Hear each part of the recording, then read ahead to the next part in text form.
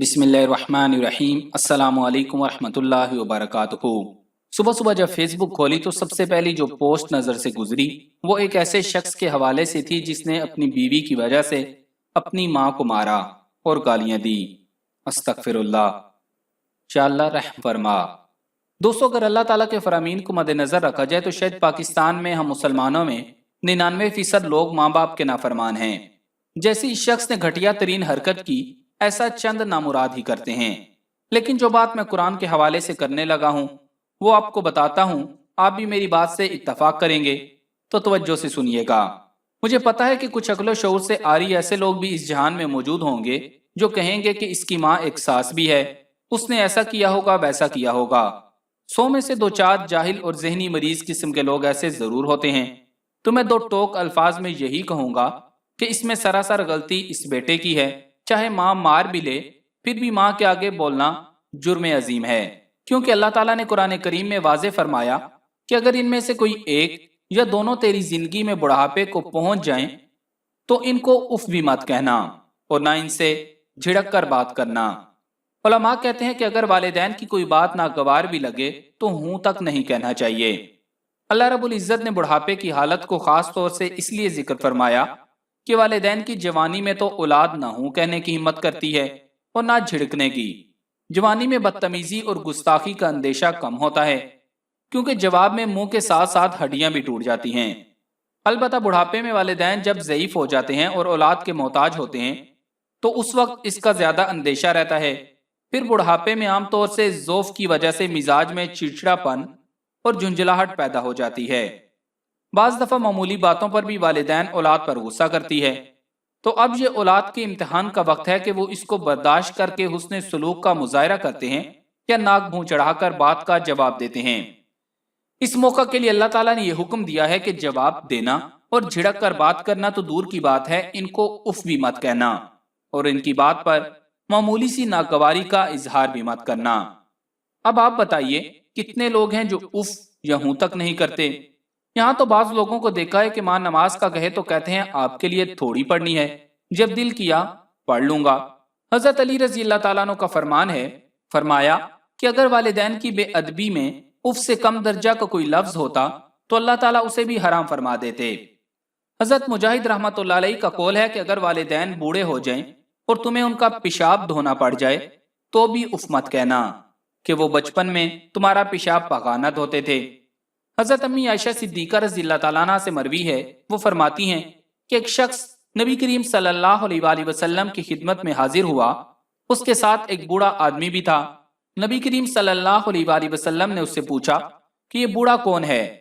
उस शख्स ने जवाब में कहा कि ये मेरा बाप है। अब सल्लल्लाहु अलैहि वसल्लम ने फरमाया, ला तमशी इमामा, इनके आगे मत चलना, वला तक उद कबला, मजलिस में इनसे पहले मत बैठना, वला तद उहु बिस्मी, इनका नाम लेकर मत पुकारना, वला तस्तब्बलहु, इनको गाली मत देना।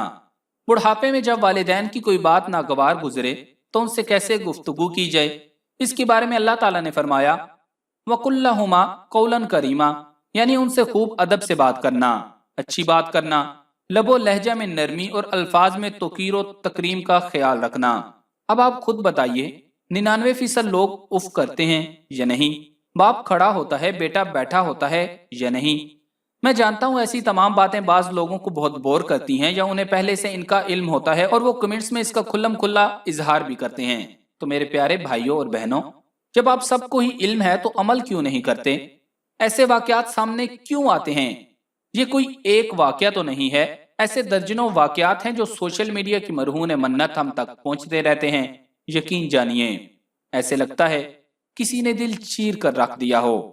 आपको चंद ऐसे ही बेटों के वाकयात सुनाता हूं जिनको दुनिया में ही इसका सिला दे दिया गया, क्योंकि नबी करीम सल्लल्लाहु अलैहि वसल्लम का फरमान आलीशान है कि अल्लाह ताला चाहते हैं तो सब गुनाहों की सजा क़यामत तक मुअख्खर कर देते हैं, लेकिन वालिदैन की हक तलफी और नाफरमानी की सजा मरने से पहले जिंदगी ही में दे देते हैं। पहला वाकया सुनिए। डॉक्टर नूर अहमद साहब, professor of medicine, नश्तर medical college Multan, लिखते हैं, मेरे वार्ड में एक नौजवान जो गुर्दा फेल हो जाने की वजह से मरा, 3 दिन तक हालत नज़ा में रहा। इतनी बुरी मौत मरा कि आज तक ऐसी मौत मैंने पिछले 40 साल के अरसे में नहीं देखी। उसका मुंह नीला हो जाता था, آنکھیں نکل آتی تھیں اور منہ سے دردناک آوازیں نکلتی تھی، جیسے کوئی اس کا گلا دبا رہا ہو۔ مرنے سے ایک دن قبل یہ کیفیت زیادہ ہو گئی، آواز اور زیادہ تیز ہو گئی، وارڈ سے دوسرے مریض بھاگنے شروع ہو گئے، چنانچہ اس کو وارڈ سے دور ایک کمرہ میں منتقل کر دیا گیا تاکہ آواز کم ہو جائے، مگر پھر بھی یہ حالت جاری رہی۔ اس کے والد نے مجھ سے کہا کہ اس کو زہر کا ٹیکہ لگا دیں تاکہ مر جائے، ہم سے یہ حالت دیکھی نہیں جاتی۔ میں نے اس کے والد سے پوچھا کہ اس نے کیا کوئی خاص غلطی کی ہے؟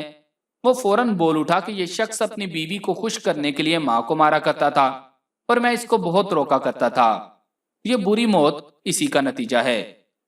ڈاکٹر صاحب ایک دوسرا واقعہ اس طرح بیان کرتے ہیں کہ میرا ایک دوست اپنی بستی میں ایک رشتہ دار سے ملنے گیا، وہاں ایک واقعہ ہوا تھا، اس کو درج کر رہا ہوں۔ اس بستی میں ایک کسان کے گھر اس کی بیوی اور ماں کے درمیان ہمیشہ جھگڑا رہتا تھا۔ کئی دفعہ اس کی بیوی ناراض ہو کر چلی گئی، بہت منت سماجت سے اس کو واپس لاتا۔ اس کی بیوی نے آخری بار یہ شرط رکھی کہ تو اپنی ماں کو ختم کر دے تو میں تمہارے گھر آؤں گی۔ اس کسان نے آخر کار اپنی ماں کو ختم کرنے کا پروگرام بنایا۔ وہ کسان کماد گنا کھیت سے کاٹ کر بازار میں بیچا کرتا تھا۔ ایک دن ماں کو کھیت میں اسی بہانے سے لے گیا کہ وہ کماد کا گٹھڑ اس کے سر پر رکھوا دے گی۔ چنانچہ ماں کو اپنے ساتھ کھڑا کر کے کماد کاٹنا شروع کر دیا اور ایک دم اپنی کلہاڑی سے ماں کو ختم کرنے کے ارادہ سے حملہ کیا تو زمین نے اس کے پاؤں پکڑ لیے، کلہاڑی دور جا پڑی اور اس کی ماں جان بچانے کے لیے گاؤں کی طرف بھاگی۔ اسی دوران زمین نے آہستہ آہستہ کسان کو نگلنا شروع کر دیا۔ کسان نے چلانا شروع کیا، بآواز بلند ماں کو پکارتا اور معافی مانگتا رہا، مگر کھیت دور ہونے کی وجہ سے بہت دیر بعد اس کی آواز لوگوں تک پہنچی۔ جب لوگ وہاں پہنچے تو سینہ تک زمین اسے نگل چکی تھی اور اس کا سانس بھی بند ہو رہا تھا۔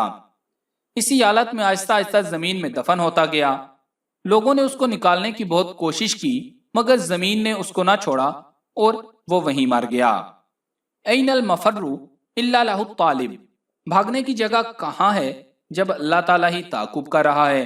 ایسے واقعات کبھی کبھی اللہ تعالیٰ ہماری عبرت و نصیحت کے لیے دکھاتے رہتے ہیں تاکہ ہم کبھی والدین کی نافرمانی کر کے اپنی دنیا و آخرت خراب نہ کریں۔ والدین کا مقام و مرتبہ اتنا بڑھ کر ہے کہ اللہ تعالیٰ نے قرآن کریم میں جا بجا اپنی عبادت کرنے، غیروں کے شریک ٹھہرانے سے منع کرنے کے ساتھ والدین کے ساتھ حسن سلوک کرنے کی تاکید بھی فرمائی ہے۔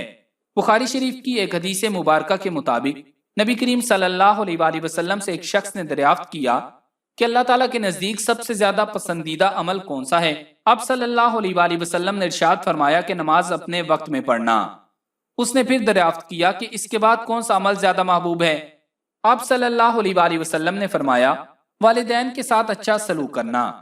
حدیث مبارکہ میں ہے کہ والدین کو مسکرا کر دیکھنے پر ایک مقبول حج کا ثواب ملتا ہے۔ تو پیارے دوستو، ہم امید کرتے ہیں کہ آپ قرآن پاک اور نبی کریم صلی اللہ علیہ وآلہ وسلم کے ان فرامین پر ضرور عمل کریں گے، ان واقعات سے عبرت حاصل کریں گے اور والدین کے آگے اف تک نہیں کریں گے۔